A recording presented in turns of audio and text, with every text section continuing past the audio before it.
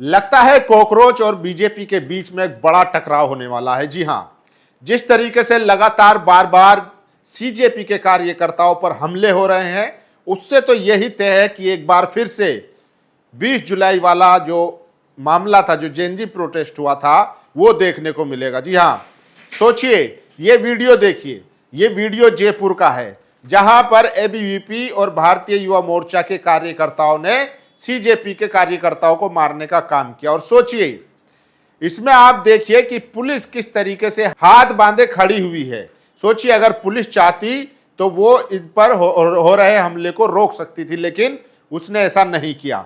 तो सोचिए, मतलब जब 20 जुलाई को सवाल उठे कि भाई किसने पैलेट गन और लाठी चार्ज का आदेश दिया था, और सवाल गए गृह मंत्री तक कि भाई आप जवाब दो, तो सवाल तो यहां भी उठेंगे कि आखिर राजस्थान में जयपुर में कौन है जो इन पुलिस को आदेश नहीं दे रहा है कि इन पे जो हमले कर रहे हैं उनकी गिरफ्तारी हो या उनको रोका जाए। सोचिए, अभी कुछ दिन पहले सीजेपी के प्रवक्ता आशुतोष रांका जो एक स्कूल गए थे रांकापुरा में, जहां तबेले में स्कूल चल रहा था, उन पर हमला हुआ, उनकी गाड़ियां तोड़ी गई, उनके एक कार्यकर्ता साथी का हाथ टूट गया। सोचिए, अब खबर आई है जयपुर में शिक्षा बचाओ देश बचाओ आंदोलन के तहत एक प्रोग्राम था जिसमें आशुतोष रांका और तमाम कॉकरोचेज जो है वो जमा हुए थे, क्योंकि शिक्षा में सुधार लाना है और जो सरकारी स्कूल है उनकी व्यवस्था बदलनी है, उनकी हालत बदलनी है। फिर क्या था, वहीं पर एबीवीपी के जो है कुछ कार्यकर्ता पहुंच जाते हैं और उन पर हमला कर देते हैं। सोचिए, ये कोई पहली बार नहीं हो रहा, ये बार बार इस देश में हमले हो रहे हैं, डराने धमकाने की कोशिश हो रही है। सोचिए, तो क्या इसी तरीके से देश को चलाया जाएगा? जो शिक्षा पे सवाल करेगा उसको मारा जाएगा, पीटा जाएगा? सोचिए, ये पहला मामला नहीं है। इसी तरीके से बीसीआई के जो अध्यक्ष हैं, उनके खिलाफ जो लीगल कॉकरोच थे, जो अधिवक्ता थे, वो प्रदर्शन कर रहे थे उनके रिजाइन को लेकर, रात में 1 बजे उन पर हमला किया गया। सोचिए, और उसमें कुछ बहुजन थे, जो अधिवक्ता थे, उनकी जाति पूछकर मारा गया। आप समझिए कि इस देश में चल क्या रहा है, डराने धमकाने की कोशिश हो रही है। तो ये इस देश में चल रहा है। और मैं आपको बता दूं, सोचिए, अभिजीत दीपके के खिलाफ महाराष्ट्र के लातूर में एफआईआर दर्ज हो जाती है, उनके साथी पर एफआईआर दर्ज हो जाती है। सोचिए, आरोप लगाया जाता है कि ये लोग गुंडागर्दी कर रहे थे, स्कूल में जबरदस्ती घुसने का इन्होंने काम किया है।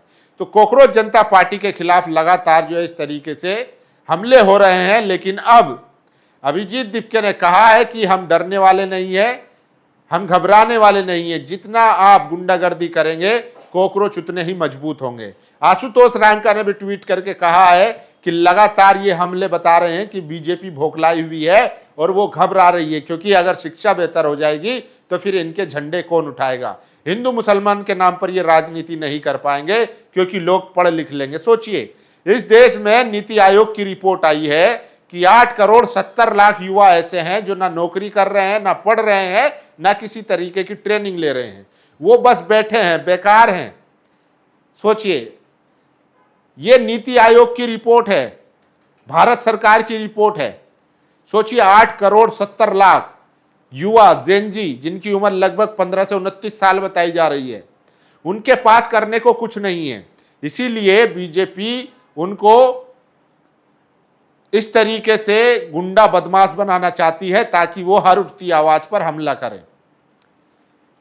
क्या स्कूल बेहतर होना या उसके लिए प्रदर्शन करना या उस पर सवाल उठाना अपराध है? क्या इस देश में बेहतर शिक्षा नहीं होनी चाहिए? क्या इस देश में बेहतर स्वास्थ्य व्यवस्था नहीं होनी चाहिए?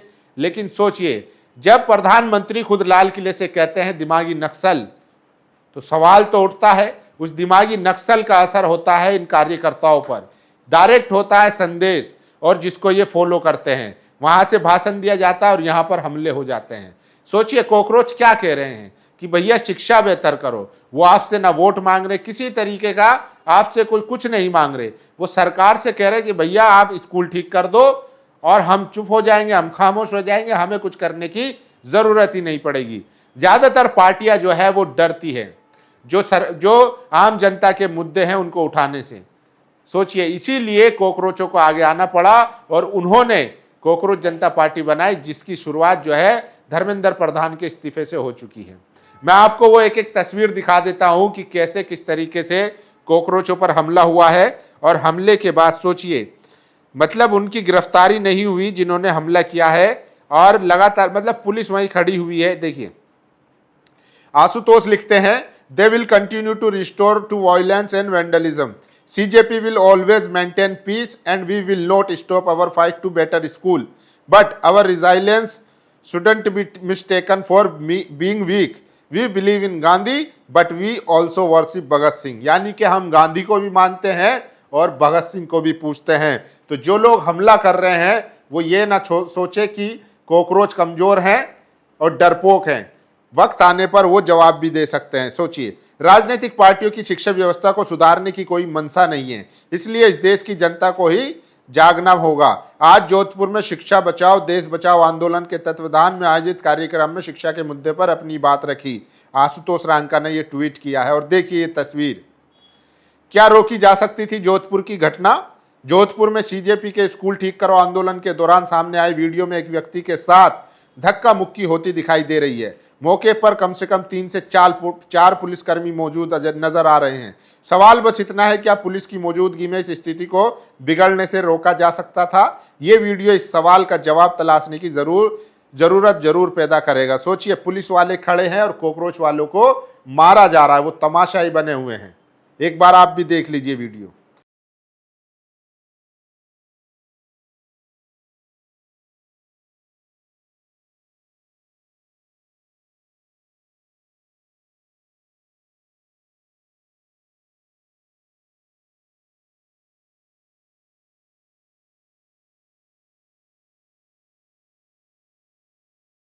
तो देखा आपने, ये सर्कल जो लगा हुआ है पुलिस वालों पर, ये खड़े हुए हैं, अपना वोकी टोकी या पर्स कुछ गिरा है वो उठा रहे हैं, लेकिन इनमें बीच बचाव भी नहीं करवा रहे। सोचिए, ये तो इनका काम है, ड्यूटी है कि समाज में इस तरीके का अगर कोई काम हो रहा है उसे रोकना।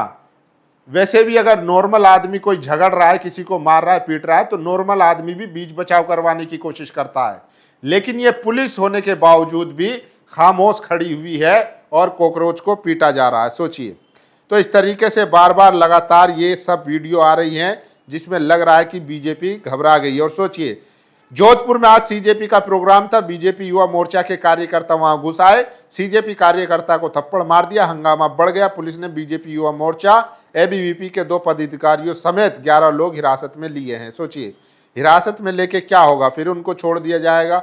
और सोचिए किस तरीके से लगातार बार बार कोशिश हो रही है, और ये बताता है कि BJP सिर्फ बल के दम पर, ताकत के दम पर लोगों की जबान को, आवाज को खामोश करवाना चाहती है। अरे बेहतर तो यह है कि आप एक्सेप्ट करें कि स्कूलों में प्रॉब्लम है और हम उस पर काम करेंगे। आशुतोष रांका ने कहा था कि सरकार को मैं 5 ऑप्शन दे रहा हूं, सजेशन दे रहा हूं, सरकार इन पर काम करे, सरकार स्कूलों को बेहतर करे, हम अपना काम करना छोड़ देंगे। लेकिन अगर ऐसा नहीं होता है तो आप चाहे हमें मार लीजिए, FIR कर लीजिए, जेल में डाल दीजिए, हम स्कूल तो ठीक करा कर रहेंगे। सोचिए, वहीं दूसरी तरफ अभिजीत दीपके के खिलाफ लातूर में FIR दर्ज हो जाती है। स्कूल की तरफ से कहा जाता है कि इन्होंने गुंडागर्दी की, जबरदस्ती ये स्कूल में घुसे। अभिजीत दीपके समेत 5 अन्य लोगों पर FIR हो जाती है। मतलब इस देश में जो एक डराने धमकाने की जो परंपरा चल रही है वो बहुत खतरनाक है। अगर देश को बचाना है तो इन सब से ऊपर उठना पड़ेगा और इनको करारा जवाब देना पड़ेगा, वरना इसी तरीके से सोचिए, स्कूल ठीक कराना कौन सा अपराध है? स्कूल के लिए प्रदर्शन करना कौन सा अपराध है? सोचिए, योगी आदित्यनाथ कहते हैं कि हमने संकल्प लिया है या कायाकल्प के तहत स्कूलों की पूरी तरीके से हमने स्कूलों की काया पलट दी है। और ये जो भवन बने हुए हैं ये पुरानी सरकारों के बने हुए हैं।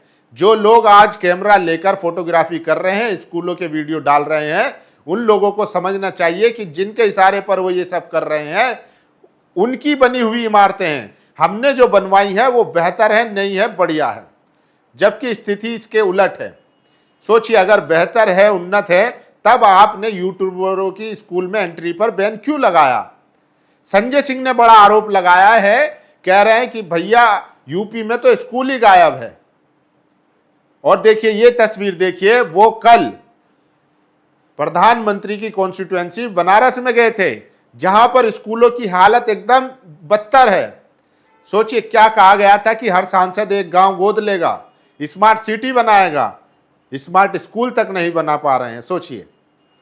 और योगी आदित्यनाथ कह रहे हैं कि भैया जो लोग जिनके इशारों पर ये सब कर रहे हैं, सोचिए योगी आदित्यनाथ हमेशा हिंदू मुसलमान करते थे, हमेशा जातिवाद फैलाते थे, यादव हैं, यदमुल्ला हैं और मुसलमान हैं, मस्जिद है, कब्रिस्तान है, इस तरीके की भाषा इस्तेमाल करते थे, मुगल, औरंगजेब, बाबर। लेकिन जब से सीजेपी आई है तो मुख्यमंत्री साहब भी जो है कम से कम स्कूलों की बात कर रहे हैं।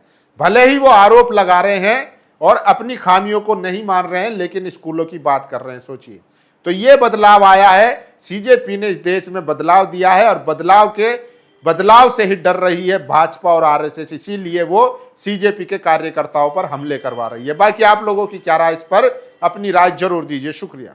नेशनल दस्तक की आपसे गुजारिश है कि अगर इसको बचाना चाहते हैं तो नेशनल दस्तक को सब्सक्राइब करने के लिए रेड कलर के सब्सक्राइब बटन को दबाएं, फिर बेल आइकन की घंटी दबाएं। नेशनल दस्तक को बचाने के लिए बहुत जरूरी है कि हर खबर को शेयर करें, लाइक करें, कमेंट जरूर करें।